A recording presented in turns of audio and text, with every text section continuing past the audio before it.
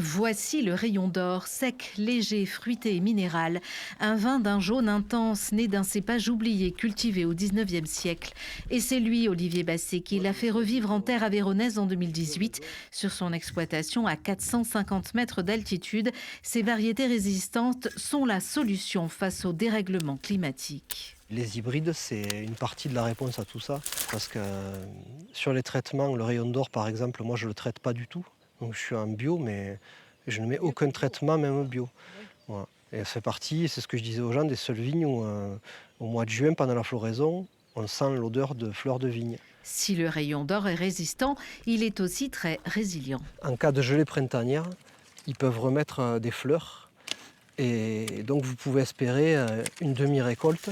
Là où le cépage emblématique ici, c'est le fer Servadou, on le mansois. Si vous gelez, vous perdez la quasi-totalité des raisins. En 8 ans d'exploitation, le rayon d'or a résisté à tout, intempéries et maladies. Sur cette ancienne terre minière, le sol acide avec ses veines de schiste charbonneux est le garant d'un vin peu ordinaire. En plus d'avoir un petit vignoble avec des variétés particulières, il y a des sols particuliers qui sont un peu inédits en viticulture.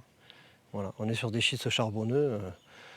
Moi que je connaisse, ça n'existe pas ailleurs. Ce vin atypique donne des notes graphites, épicées et poivrées, un produit qualitatif selon ce vigneron car sa production est maîtrisée. Un des arguments des détracteurs des cépages hybrides, c'était leur grosse capacité de produire, qui fait que la qualité s'effondre un peu. Mais si on les limite par des travaux en verre, un travail viticole appliqué, on revient à des rendements qui sont comparables aux variétés européennes et une qualité. Je ne suis pas là pour juger de la qualité de ces variétés-là, mais chacun devra se faire son avis. Avec 1200 bouteilles en 2025, la production du rayon d'or demeure cependant artisanale et confidentielle. En 8 ans, elle est en progression et c'est assurément une solution d'avenir face aux nombreux défis climatiques.